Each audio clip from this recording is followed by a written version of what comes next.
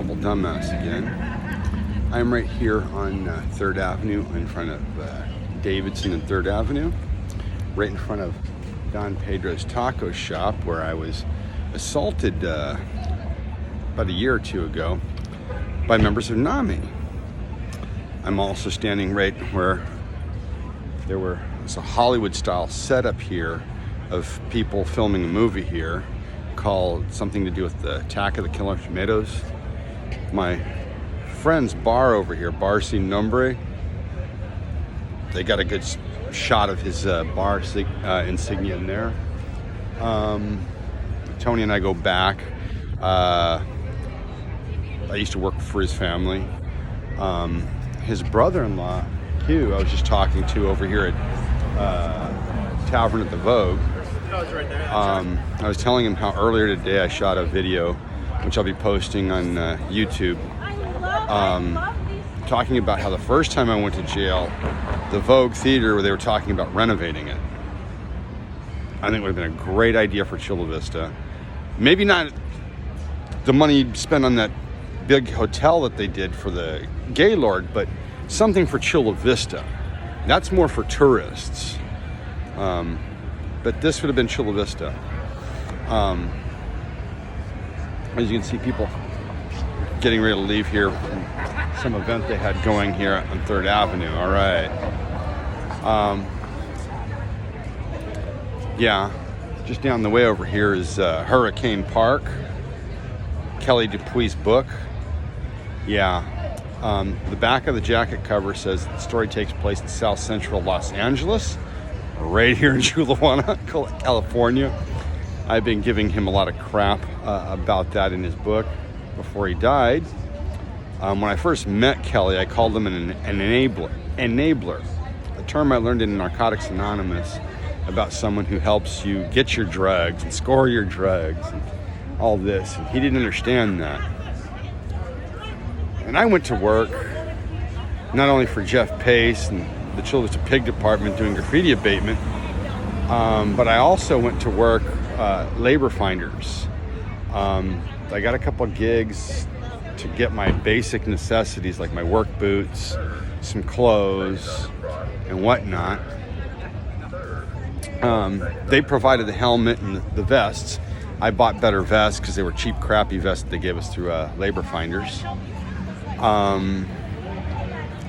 But one of my jobs, I even bought my own glasses, sunglasses that were prescription, trying to go safety style to protect my eyes.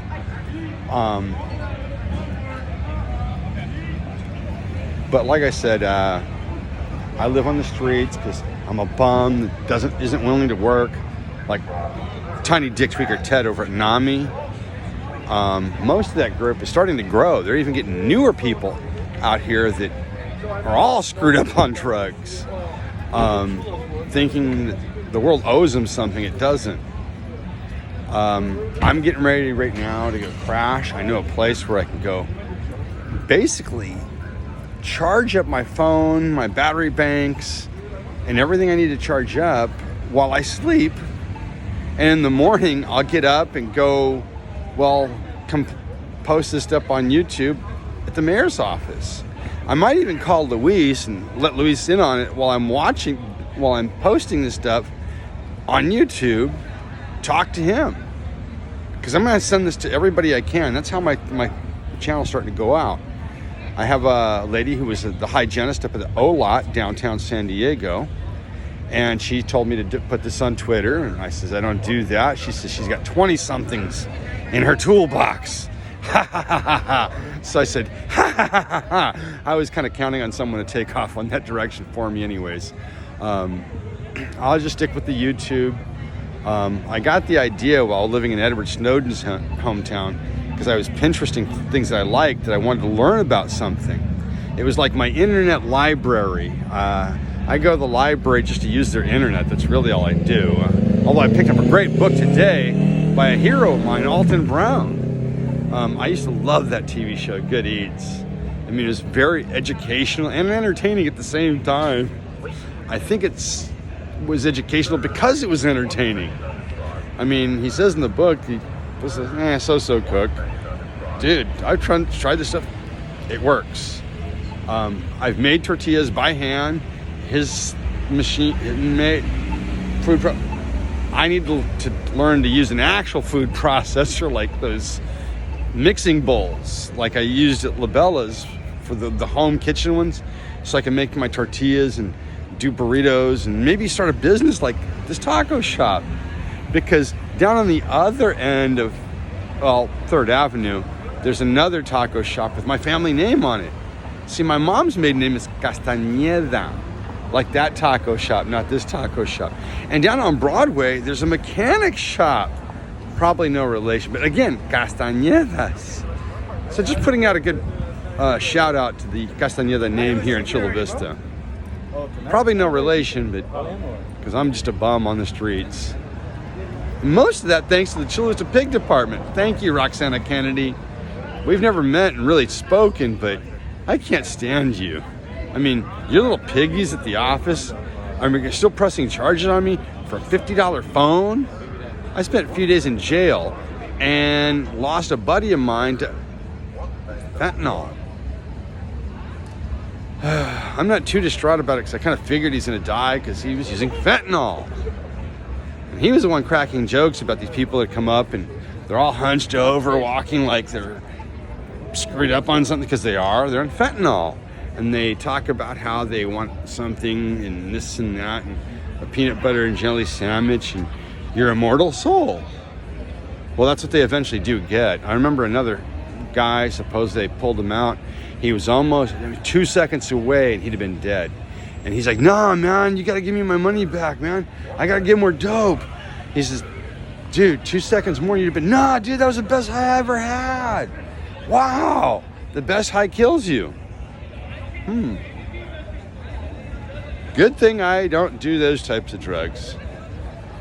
I like Tommy Chong, Cheech Marin, my parents, and my great-grandfather, Willie Nelson, good Mexican that he is, like Matthew McConaughey.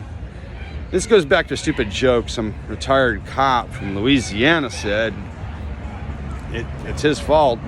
He said you couldn't count Florida or Texas, nothing but Cubans, Puerto Ricans, and Mexicans.